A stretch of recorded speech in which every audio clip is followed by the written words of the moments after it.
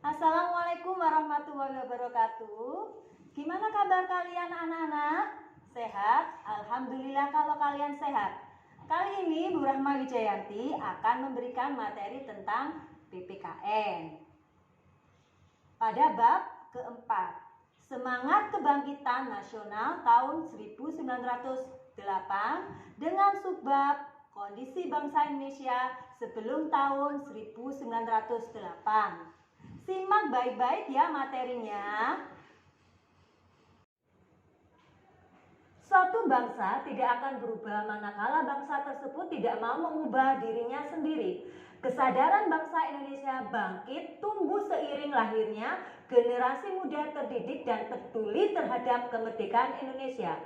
Salah satu dari pelopor sebagai generasi organisasi nasional pertama meletakkan semangat kebangkitan nasional bagi perjuangan bangsa Indonesia dikenal dengan Budi Utomo. Rusaknya ekonomi Eropa akibat peperangan dan berkembangnya teknologi pelayaran pada abad ke-15 menyebabkan negara-negara di Eropa melakukan ekspedisi dan mencari sumber-sumber ekonomi baru di seluruh dunia. Awal dimulainya penjajahan Belanda di Indonesia sejak didirikannya VOC. Kalian tahu apa artinya VOC? Ya, benar.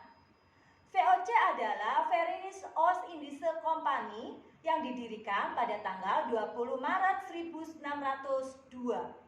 Sejak VOC berdiri, dimulailah berbagai bentuk kekerasan yang menimpa rakyat Indonesia. Dan dengan adanya VOC ini, rakyat semakin menderita dalam berbagai segi kehidupan.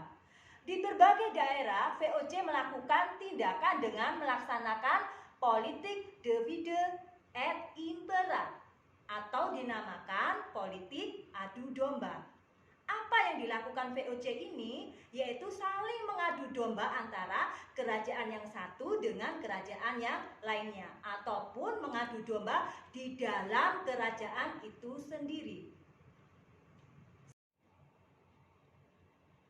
Politik adu domba makin melemahkan kerajaan-kerajaan di Indonesia dan merusak seluruh sendi kehidupan masyarakat, sehingga bangsa Indonesia semakin menderita. Apalagi ketika Daendels pada tahun 1811 berkuasa.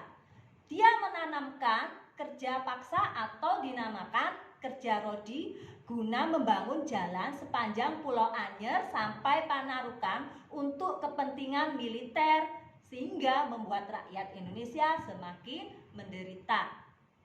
Penderitaan berlanjut karena Belanda kemudian menerapkan kultur stilsil atau tanam paksa.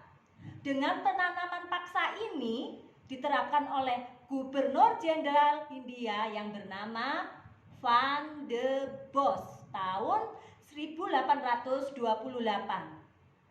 Nah, anak-anak, sistem tanam paksa mewajibkan rakyat menanami sebagian dari sawah atau ladangnya dengan tanaman yang ditentukan oleh pemerintah Belanda dan hasilnya diserahkan kepada pemerintah. Hal ini sangat merugikan bangsa Indonesia.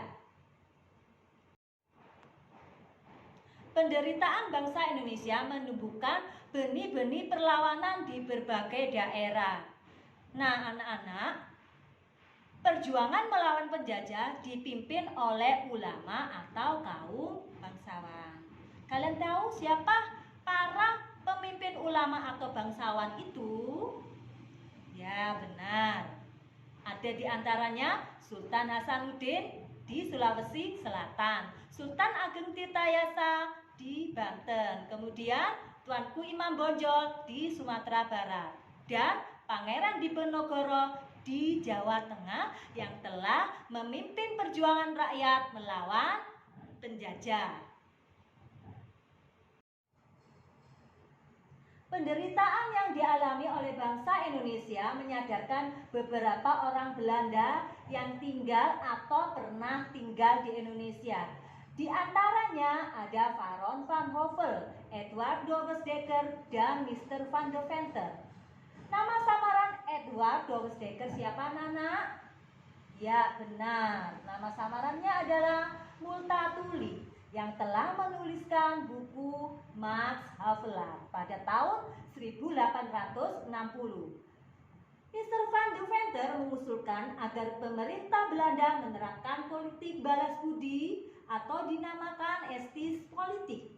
Nah, politik balas budi ini terdiri dari 3 program, yaitu pertama ada edukasi, yang kedua transmigrasi, dan yang ketiga adalah irigasi.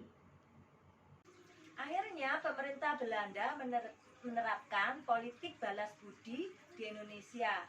Politik balas budi ini bukan hanya untuk kepentingan masyarakat Indonesia saja, tetapi pemerintah Belanda juga ikut merasakannya. Misalnya, irigasi dibangun untuk kepentingan mengairi perkebunan milik Belanda.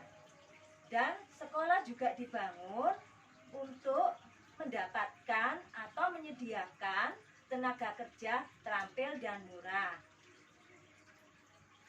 Dampak positif dari adanya politik balas budi ini munculnya masyarakat terdidik atau yang mulai paham dengan kondisi masyarakat Indonesia pada saat itu.